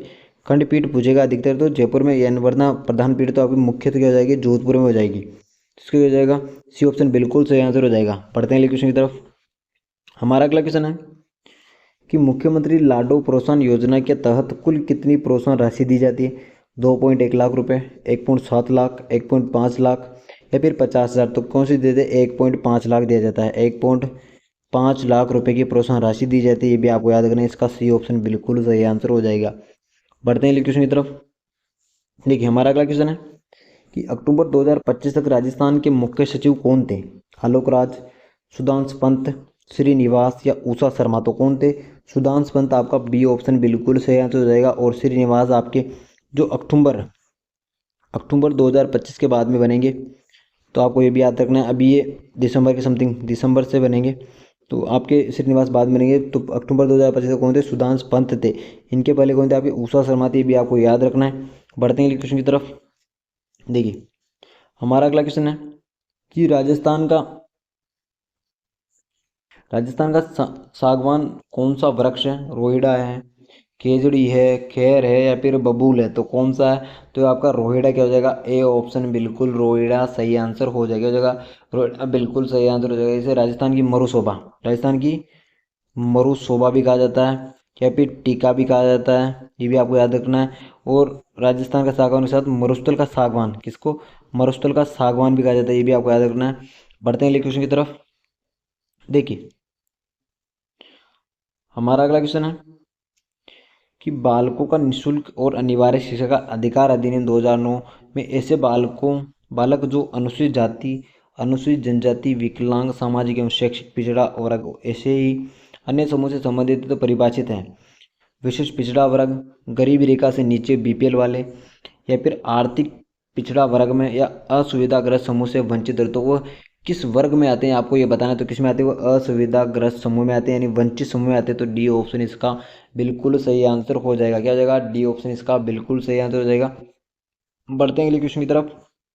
देखिए हमारा अगला क्वेश्चन है कि राजस्थान के निम्नलिखित में से कौन से संवैधानिक पदाधिकारी राज्यपाल द्वारा नियुक्त किए जाते हैं लेकिन उन्हें राज्यपाल द्वारा उनके पद से हटाया नहीं जाता है? तो कौन से हैं जिन्हें पद से हटाया नहीं जाता है? देखिए महाधिवक्ता होता है जिसे राज्यपाल कभी भी हटा सकता है, किंतु राज्य का जो निर्वाचन आयुक्त होता है ना, इसे कभी भी नहीं हटा सकती। और राज्य के जो लोकसभा के सदस्य होते हैं इनको भी नहीं हटाया जा सकता। तो इसका क्या हो जाएगा? दूसरा और तीसरा क्या हो जाएगा? बिल्कुल सही आंसर हो जाएगा। अब देखिए हमारे दूसरा और तीसरा है, तो कौन सा हो जाएगा इसका? दूसरा और तीसरा, यानी बी ऑप्शन इसका बिल्कुल सही आंसर हो जाएगा।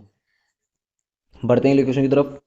देखिए हमारा क्वेश्चन है कि निम्न में से कौन सा राजस्थान का मुख्य कार्यकारी अधिकारी होता है? कौन होता है? मुख्य सचिव, मुख्य प्रशासन सचिव, मुख्यमंत्री या फिर मंत्रिमंडल सचिव? तो कौन होता है? मुख्य सचिव होता है। और जो मुख्य सचिव की नियुक्ति होती है ना, किसके द्वारा की जाती है? मुख्यमंत्री के द्वारा की जाती है, ये भी आपको याद रखना है। ये आपको क्या होता है? मुख्यमंत्री का क्या होता है? विश्वास पात्र होता है, ये भी आपको याद रखना है। और वर्तमान में कौन थे आपके? सुधांशु पंत थे। सुधांशु पंत थे जिनका प्रमोशन करके दिल्ली कर दिया गया। कर देगा दिल्ली कर दिया गया, ये भी आपको याद रखना है। इसका ए ऑप्शन बिल्कुल सही आंसर हो जाएगा। कि ये इसमें टोटल आपके 25% रहेंगे, जिसके कुल अंक 50 रहेंगे, यानी ये भी आपका कितने नंबर का है? यानी प्रत्येक क्वेश्चन 2 नंबर का रहेगा। अब इसमें अगर आपका एक तो विद्यालय विषय आएगा जिसमें हिंदी और अंग्रेजी आ जाएगी, गणित, सामान्य विज्ञान और जो आपका सामाजिक अध्ययन है वो इसमें आ जाएगा। देखिए इसका हमारा क्वेश्चन है 91 नंबर का कि निम्न में से द्रव्यवाचक संज्ञा का उदाहरण है? सोना चांदी, कामधेनु, सुंदरता या फिर क्रोध? तो कौन सा हो जाएगा? द्रव्यवाचक में आ जाएगा। जैसे कोई आपकी धातुएं हो या फिर कोई आपका तरल पदार्थ हो, तो ये सभी किस में आते हैं? आपके द्रव्यवाचक में आते हैं। देखिए कौन सा हो जाएगा? सोना चांदी आपका क्या हो जाएगा? ए ऑप्शन बिल्कुल सही आंसर हो जाएगा। सुंदरता क्या है आपका? भाववाचक में आ जाएगा। क्या हो जाएगा? भाववाचक में आ जाएगा आपका, ये भी आपको याद रखना है। तो इसका पहला ऑप्शन बिल्कुल सही आंसर हो जाएगा। बढ़ते हैं अगले क्वेश्चन की तरफ। देखिए हमारा अगला क्वेश्चन है कि निम्न में से स्वर संधि से निर्मित शब्द नहीं है। अत्याचार, उत्थान, भानुदेय या फिर संभव आराधना। तो कौन सा हो जाएगा इसका? देखिए उत्थान हो जाएगा आपका। उत्थान का संधि विच्छेद क्या होता है आपका? उत्थान। तो क्या हो जाएगा आपका? बिल्कुल बी ऑप्शन बिल्कुल सही आंसर हो जाएगा। बी ऑप्शन बिल्कुल सही आंसर हो जाएगा। बढ़ते हैं अगले क्वेश्चन की तरफ। देखिए हमारा अगला क्वेश्चन है कि इनमें से कौन सा कथन पूरी तरह तत्पुरुष समास से संबंधित है? इसमें पूर्व पद प्रधान होता है, इसमें पूर्व पद संख्यावाची होता है, इसमें प्राय उत्तर पद प्रधान होता है, या इसमें पूर्व पद अवयव होता है। तो कौन सा हो जाएगा आपका? सी ऑप्शन, इसमें प्राय उत्तर पद क्या होता है? प्रधान होता है। यानी सी ऑप्शन इसका बिल्कुल सही आंसर हो जाएगा। बढ़ते हैं अगले क्वेश्चन की तरफ। देखिए हमारा अगला क्वेश्चन है कि किस शब्द की वर्तनी शुद्ध है? यानी कौन सा वाला आपका पर्सन शुद्ध है? पुष्ट, पर्याप्त, प्रदर्शनी या फिर ब्रजभाषा। देखिए इसमें आपका यहाँ शुद्ध नहीं आएगा। क्या आएगा? शुद्ध नहीं है। कौन सा वाला आपका क्या है? शब्द शुद्ध नहीं है। देखिए आपका पुष्ट क्या है? बिल्कुल शुद्ध है। अगला देखते हैं, पर्याप्त है, प्रदर्शनी है या फिर ब्रजभाषा है। देखिए इसमें आपका क्या होगा? जो शुद्ध है ना आपका, एक तो ब्रजभाषा शुद्ध है और आपका पुष्ट भी क्या हो जाएगा? पुष्ट नहीं है आपका। पुष्ट आपका पुष्ट किस क्या होगा? पृष्ठ आता है। ये भी आपको याद रखना है। और देखिए पर्याप्त, तो इसमें क्या होगा? आपको बी और डी क्या हो जाएगा? बिल्कुल सही आंसर हो जाएगा। इसमें ऑप्शन नहीं है तो क्या हो जाएगा? बी और डी इसका बिल्कुल सही आंसर हो जाएगा। बढ़ते हैं क्वेश्चन की तरफ। हमारा अगला क्वेश्चन है कि निम्नलिखित में से क्रम भंग संबंधी अशुद्धि वाला वाक्य है, कौन सा है? अधिकतर हिंदी के लेखक निर्धन हैं, सहकारिता का अर्थ मिलजुल कर काम करना है, हम रात में भोजन करते हैं, ये आप पर निर्भर हैं। कौन सा हो जाएगा इसमें? देखिए आपका क्या हो जाएगा? संबंधी क्रम के अनुसार अधिकतर हिंदी के लेखक निर्धन हैं, तो डायरेक्ट हिंदी के लेखक निर्धन है, यू भी तो आ सकता है। तो क्या हो जाएगा इसका? ए ऑप्शन बिल्कुल सही आंसर हो जाएगा। या फिर इसे भी आ सकता है कि हिंदी के अधिकतर लेखक निर्धन है, ऐसे भी घुमा के आपके हिंदी वाला आगे आ जाएगा कि हिंदी के लेखक अधिकतर निर्धन है। तो इसमें क्या हो जाएगा आपका? क्रम भंग है। पहला ऑप्शन इसका बिल्कुल सही आंसर हो जाएगा। बढ़ते हैं अगले क्वेश्चन की तरफ। देखिए हमारे इंग्लिश के क्वेश्चन है कि Vasco da Gama was first European sailor to come to India only. दूसरा ऑप्शन है द, तीसरा ऑप्शन है या डी आपका ऑप्शन है वेरी। तो कौन सा हो जाएगा इसमें? देखिए Vasco da Gama was the first, क्या हो जाएगा? द फर्स्ट आपका बी ऑप्शन बिल्कुल सही आंसर हो जाएगा। क्या हो जाएगा? बी ऑप्शन इसका बिल्कुल सही आंसर हो जाएगा। बढ़ते हैं अगले क्वेश्चन की तरफ। देखिए हमारा अगला क्वेश्चन है कि 97 का कि ही वोल्डेड, जो आपका अंडरलाइन कर रखा है, with happiness the underline verb is in tense, यानी कौन सा टेंस है इसमें? देखिए वाक्य हमारा कि ही बोल्ड विद हैप्पीनेस, इसमें आपका प्रेजेंट सिंपल होगा, प्रेजेंट परफेक्ट होगा, पास्ट सिंपल होगा या फिर पास्ट परफेक्ट होगा। देखिए कौन सा जगह? अब देखिए बोल्ड क्या होगा? वर्ब की क्या है? सेकंड फॉर्म है। कौन सी वर्ब की सेकंड फॉर्म है? तो क्या हो जाएगा आपका? पास्ट सिंपल आपका क्या हो जाएगा? बिल्कुल सी ऑप्शन बिल्कुल सही आंसर हो जाएगा। बिल्कुल सी ऑप्शन सही आंसर हो जाएगा, पास्ट सिंपल। बढ़ते हैं अगले क्वेश्चन की तरफ। देखिए हमारा अगला क्वेश्चन है कि choose the correct option to fill the blanks in the sentence given the below. The wanted man by some boys, इसमें आपकी पहला ऑप्शन दे रखा है कि वर बीइंग हेल्प्ड, अगला दे रखा है कि वर बीइंग हेल्प्ड, अगला कि वॉज बीइंग हेल्प्ड या फिर विल बीइंग हेल्प्ड। तो कौन सा हो जाएगा इसमें आपका? देखिए द वॉन्टेड, इसमें क्या दे रही है? वर्ब की सेकेंड फॉर्म दे रही है। तो आपकी कौन सी वर्ब आएगी? यानी पास्ट की सिचुएशन आएगी। यानी पास्ट की सिचुएशन कौन कौन से ऑप्शन में आपके? एक तो फर्स्ट ऑप्शन में या फिर सी वाले ऑप्शन में। तो इसका दूसरा और चौथा ऑप्शन तो बिल्कुल कट जाएगा। देखिए अब आगे देखते हैं। पहले वाले देगा कि वर बीइंग हेल्प्ड और इसमें देगा वॉज बीइंग। देखिए मेन क्या है? एक सिंगुलर है तो इसका क्या आ जाएगा आपका? वॉज आ जाएगा। तो यानी इसका सी ऑप्शन बिल्कुल सही आंसर हो जाएगा आपका। इसका सी ऑप्शन बिल्कुल सही आंसर हो जाएगा। बढ़ते हैं अगले क्वेश्चन की तरफ। हमारा अगला क्वेश्चन है कि the saint changed good is great, the indirect speech to this sentence is. देखिए इसको हमें इनडायरेक्ट स्पीच में बदलना है। आपका पहला ऑप्शन कि the saint said that God is great. देखिए गॉड इज ग्रेट एक है, सार्वभौमिक सत्य, तो इसमें कोई भी चेंज नहीं होगा। देखिए इसमें वो जाएगा तो ये तो आपका डिलीट हो जाएगा। गॉड इज ग्रेट ये सही है आपका, ये पहले वाला भी सही है। इसमें क्या है? आपके लास्ट के तो सेम है। अब हमें आगे देखना है। आगे आपका सेंट्स पहले वाले में सेड हो गया, डेट गॉड इज ग्रेट है बिल्कुल ही। अगला है कि द सेंट टोल्ड डेट, ये भी। अगला कि द सन सेड वाई, और अगला हमारा द सन सेड वेदर। तो कौन सा हो जाएगा इसका? अब देखिए आपका यहाँ से कोमा लग रहा है तो इसका क्या हो जाएगा? आपका डेट लगाना पड़ेगा। क्या डेट लगाना पड़ेगा? हम इसमें टोल्ड नहीं आएगा, क्या टोल्ड नहीं आएगा क्योंकि वो बता नहीं रहा है। और इसमें वाई आएगा कि डब्ल्यू एच बड़ा आपका आएगा नहीं, फेदर वाला आएगा नहीं। तो क्या हो जाएगा इसमें आपका कौन सा हो जाएगा? ए ऑप्शन इसका बिल्कुल सही आंसर। क्या हो जाएगा? ए ऑप्शन बिल्कुल सही आंसर हो जाएगा इसका। जगह ए हो जाएगा। क्या हो जाएगा? The saint said that goat is great. जब कभी भी आपका सार्वभौमिक सत्य आ जाता है यदि, तो क्या हो जाएगा आपका? बिल्कुल सही आंसर हो जाता है। आपको उसमें कोई भी चेंज नहीं करना है, तो इसका ए ऑप्शन बिल्कुल सही आंसर हो जाएगा।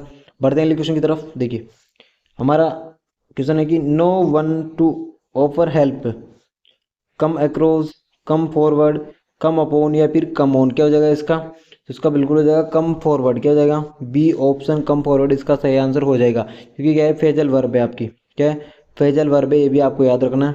तो बी ऑप्शन सही हो जाएगा। बढ़ते हैं अगले क्वेश्चन की तरफ। देखिए ये हमारा गणित का क्वेश्चन है। क्वेश्चन है हमारा कि कोई राशि 2 वर्ष में 5182 हो जाती है और 3 वर्ष में 5832 हो जाती है। यदि साधारण ब्याज की गणना वार्षिक रूप से की जाए तो मूलधन क्या होगा? देखिए यदि हम 5182 आपके, ये कितने साल के लिए आपके? एक तो 3 साल के लिए, और अगला है हमारा कि 5832 है, कितने साल के लिए हमारे? इसको 2 साल के लिए कर देते हैं आपका, ये 2 साल के लिए हो गया। नीचे हमारा क्या है? 3 में से 2 घटा देंगे तो कितना हो जाएगा? इन सभी को गुणा करेंगे तो गुणा करने में आएगा हमारा 3882। आपका बिल्कुल सही आंसर होगा, जो कि आपके तीसरे ऑप्शन में देखने को मिलेगा। तो आप सभी को सोल्व करने नहीं, इतना आसान भी नहीं है। आपको शुरू में क्या करना है? आपके जो 5182 दे रखा है ना, उसको 2 से गुणा करना है और 5832 को 3 से गुणा करना है, फिर घटा देना है, और जो आपके साल दे रखे हैं इनका अंतर करके बस इसमें आपका क्या हो जाएगा? आंसर आ जाएगा। तो इसका सी ऑप्शन बिल्कुल सही आंसर हो जाएगा। बढ़ते हैं अगले क्वेश्चन की तरफ। देखिए हमारा अगला क्वेश्चन है कि एक शंकु, एक अर्धगोला और एक बेलन का आधार समान, उनके आयतनों को अनुपात 3:1 हो तो शंकु की ऊंचाई अर्धगोले की त्रिज्या बेलन की ऊंचाई के बराबर होगा। यानी कौन? ये आपका शंकु का है, जिसमें आपको पहले शंकु का क्या है?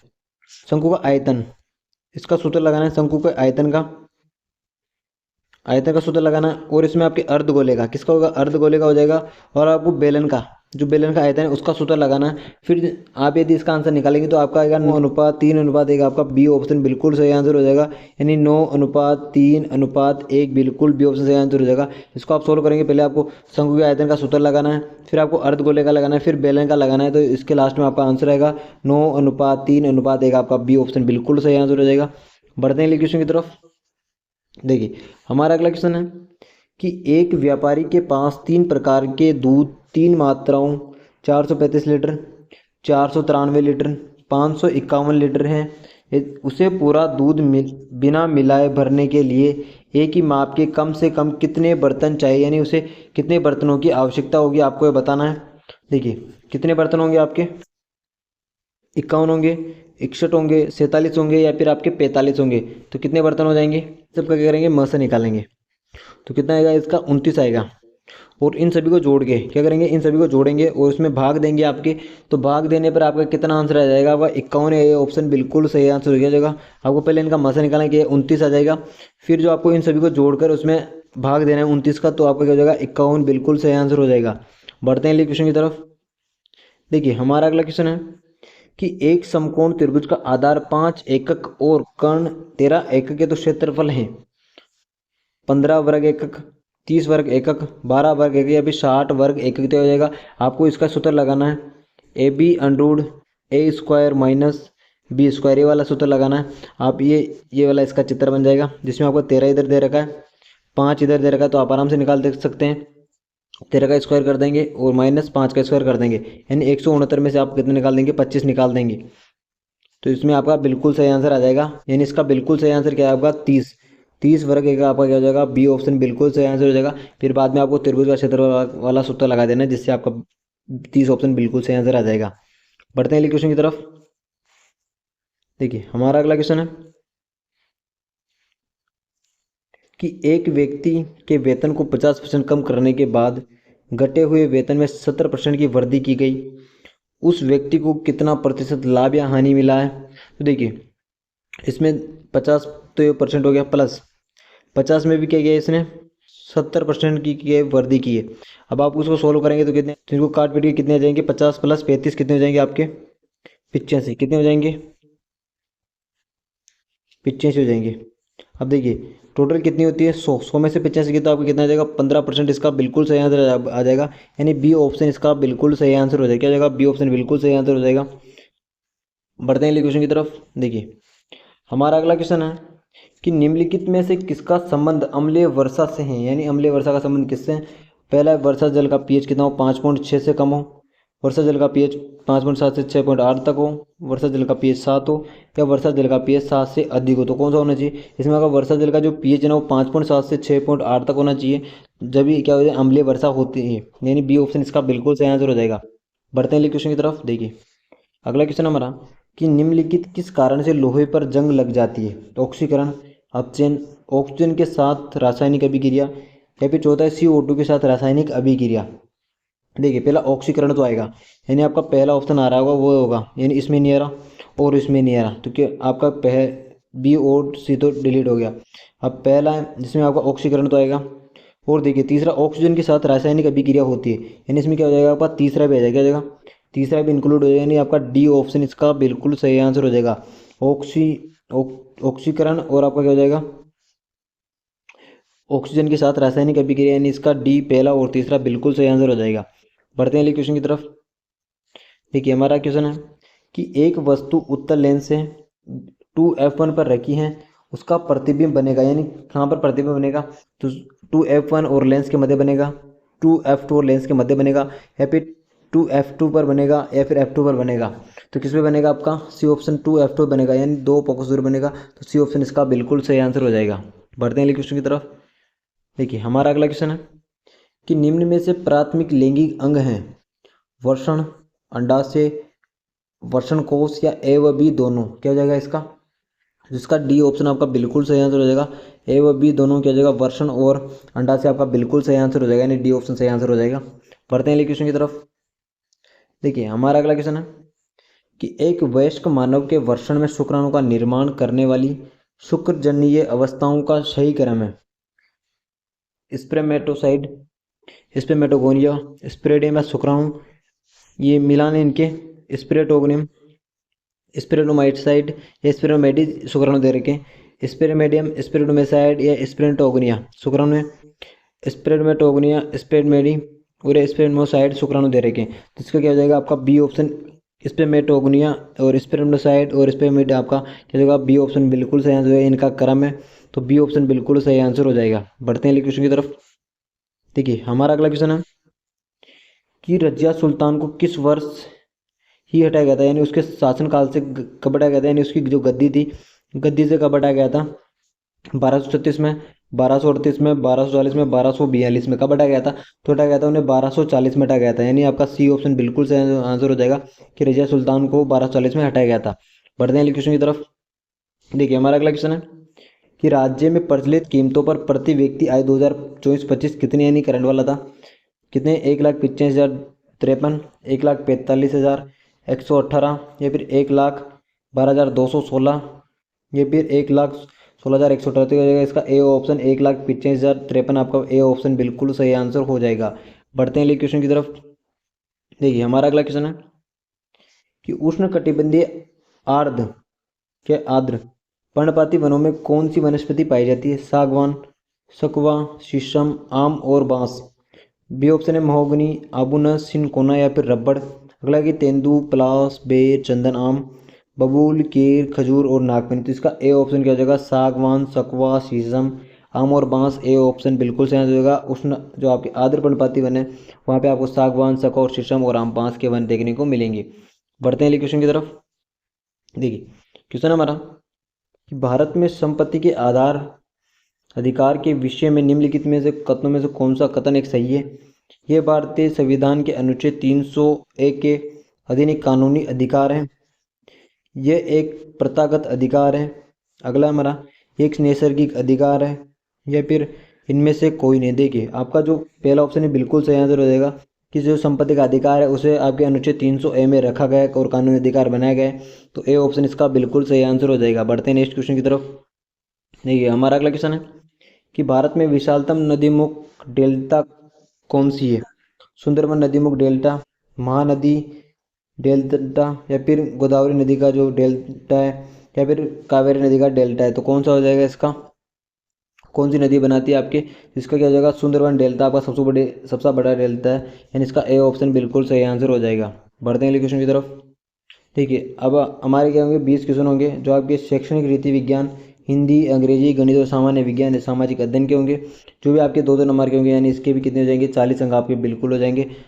देखिए इसके भी क्वेश्चन, देखिए क्वेश्चन है हमारे, क्वेश्चन की आगमन विधि में छात्र अग्रसर होता है विशिष्ट से सामान्य की ओर, सामान्य से विशिष्ट की ओर, सामान्य से सामान्य की ओर, या विशिष्ट से विशिष्ट की ओर। इसमें आपका ए ऑप्शन बिल्कुल सही हो जाएगा, विशिष्ट से सामान्य की ओर, यानी पहला ऑप्शन बिल्कुल सही आंसर हो जाएगा। बढ़ते हैं अगले क्वेश्चन की तरफ। हमारा अगला क्वेश्चन है कि निम्न में से किस छात्र के लिए उपचारात्मक शिक्षण की प्रासंगिक नहीं है?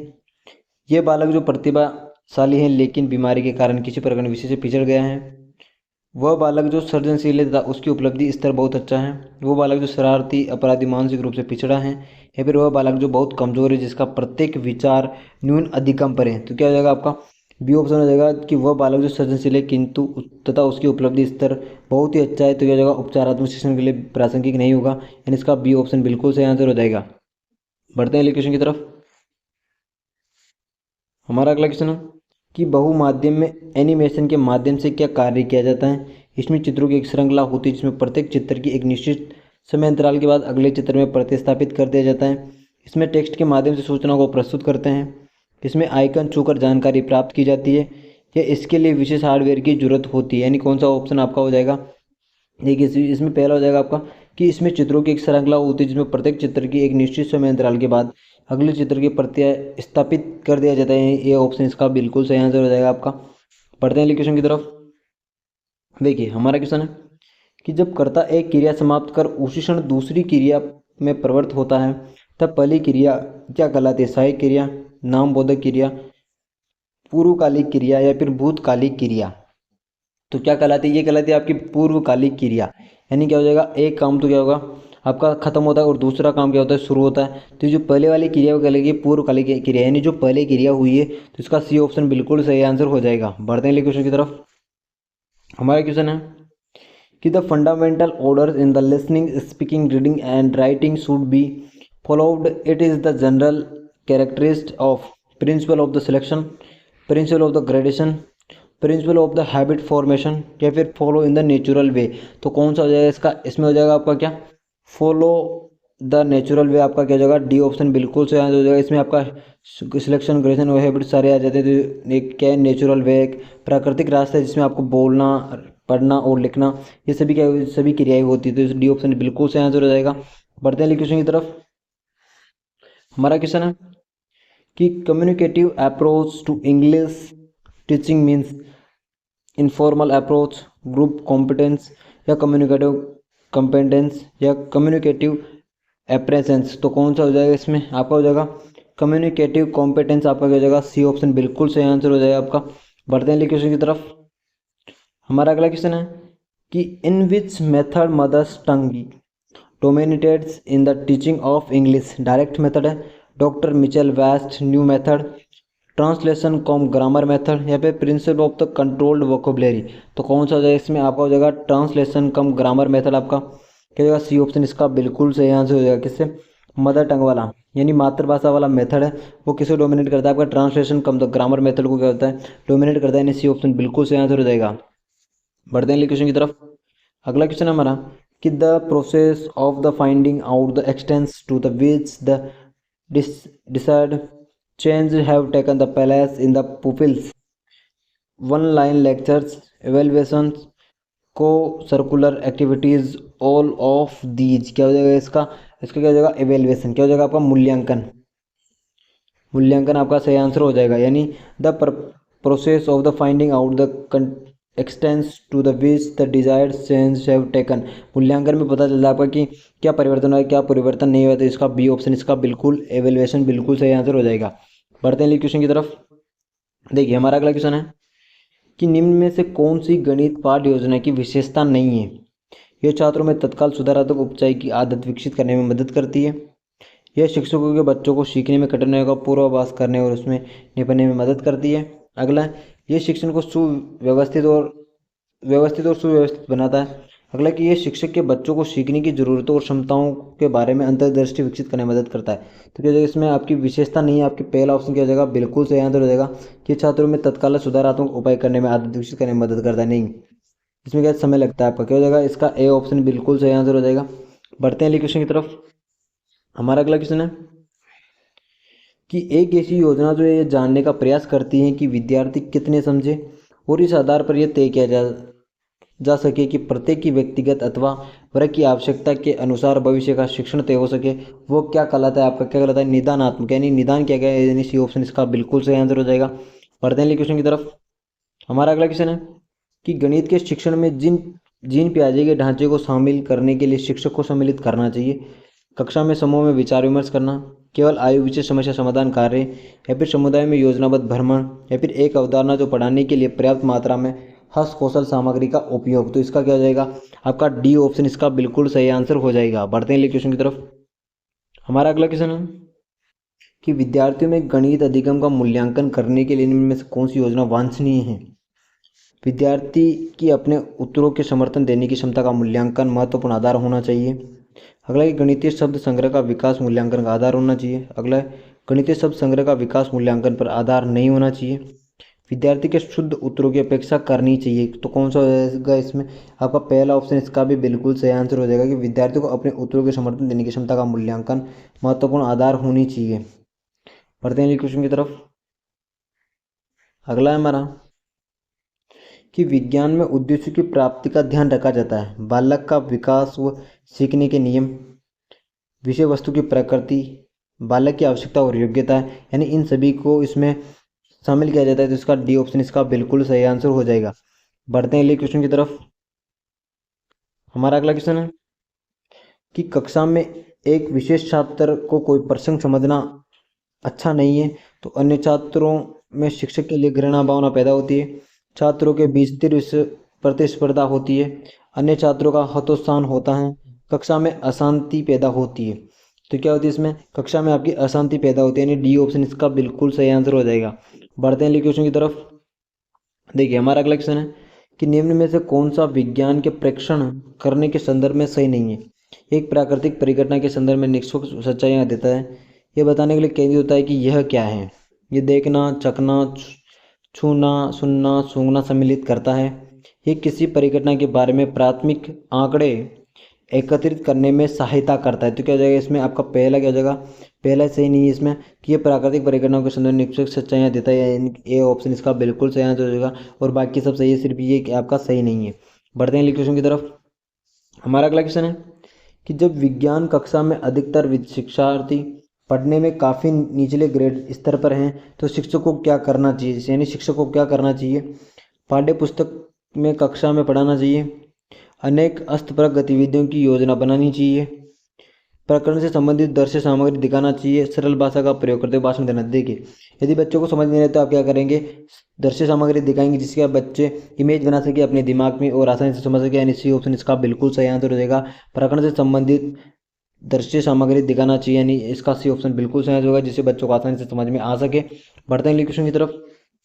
हमारा अगला क्वेश्चन है कि किलपैट्रिक ने परियोजना पद्धति के मूलतः कितने प्रकार की परियोजना बतलाई थी, 3, 4, 5 या 6। तो कितने प्रकार की बताई थी आपकी, 4 प्रकार की, जिसमें कौन सी थी आपकी रचनात्मक और आपकी रसा संवादन, समस्यात्मक और अभ्यास। ये चारों क्या हो जाएंगे आपकी बिल्कुल सही हो जाएगा, यानी इसका बी ऑप्शन बिल्कुल सही आंसर हो जाएगा। बढ़ते हैं क्वेश्चन की तरफ। देखिए हमारा अगला क्वेश्चन है कि निबंधनात्मक प्रश्नों के लिए क्या सही है, अभिव्यक्ति के व्यवहार, वस्तुनिष्ठता, लेखन कौशल का मूल्यांकन या विश्वसनीयता। तो क्या हो जाएगा इसका, देखिए इसके लिए आपके क्या क्या जरूरत पड़ती है। देखिए आपको इसकी ज़रूरत पड़ती है, एक तो आपकी वस्तुनिष्ठता तो होनी चाहिए, वस्तुनिष्ठता और विश्वसनीयता, ये दोनों चीज़ें होनी चाहिए आपकी। लेकिन कौशल का कोई नहीं है और अभिव्यक्ति के नहीं, आपको वस्तुनिष्ठता होनी चाहिए निबंधात्मक के लिए और विश्वसनीयता, ये दोनों क्या होनी चाहिए। तो इसका क्या हो जाएगा आपका बी ओ डी, यानी बी ऑप्शन इसका बिल्कुल सही आंसर हो जाएगा।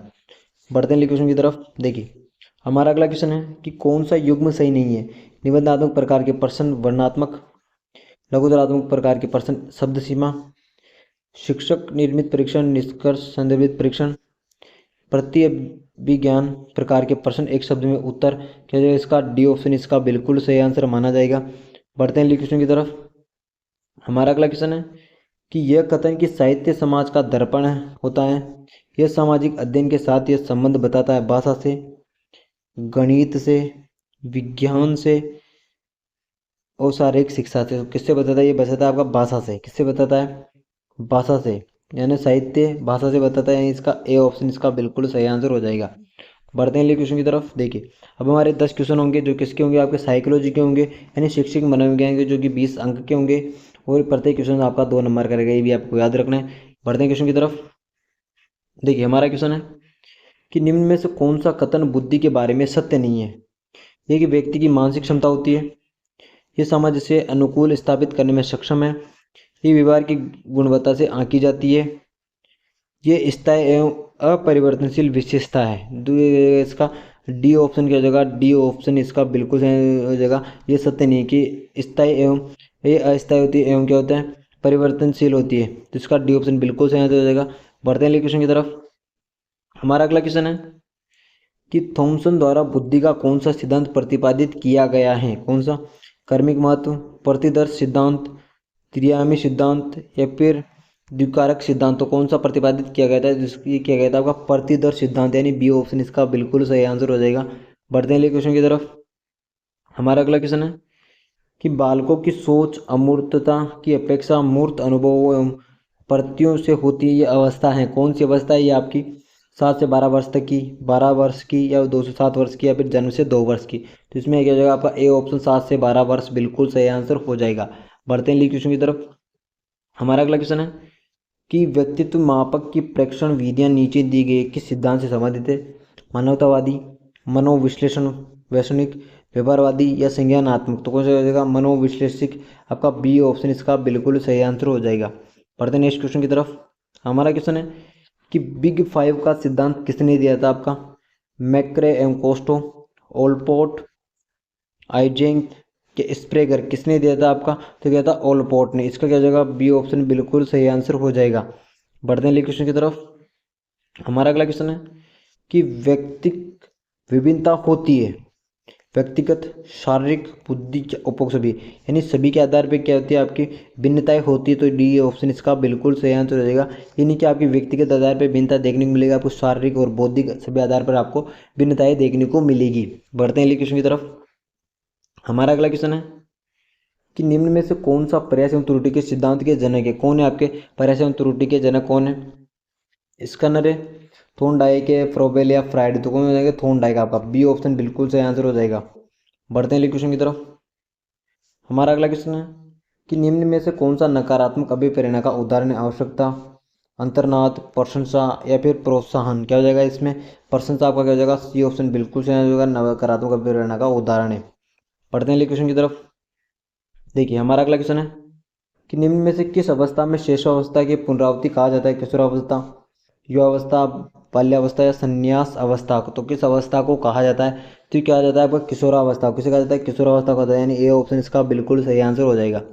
बढ़ते हैं अगले क्वेश्चन की तरफ। देखिए क्वेश्चन है हमारा कि व्यक्तिगत विभिन्नताओं का प्रमुख कारण क्या है? परिवार, समाज, विद्यालय या फिर वंशानुक्रम। तो क्या हो जाएगा इसका? इसका हो जाएगा आपका वंशानुक्रम, यानी इसका डी ऑप्शन बिल्कुल सही आंसर हो जाएगा। आपके व्यक्तिगत विभिन्नताओं का कारण क्या होता है? वंशानुक्रम होता है। बढ़ते हैं अगले क्वेश्चन की तरफ। देखिए आपके जो 5 क्वेश्चन होंगे, जो आईसीटी, जो आपका आईसीटी टॉपिक होता है, यानी सूचना तकनीक का जो टॉपिक होता है, इसके 5 क्वेश्चन होंगे और प्रत्येक क्वेश्चन आपका 10 नंबर का रहेगा। देखिए इसकी क्वेश्चन देखते हैं।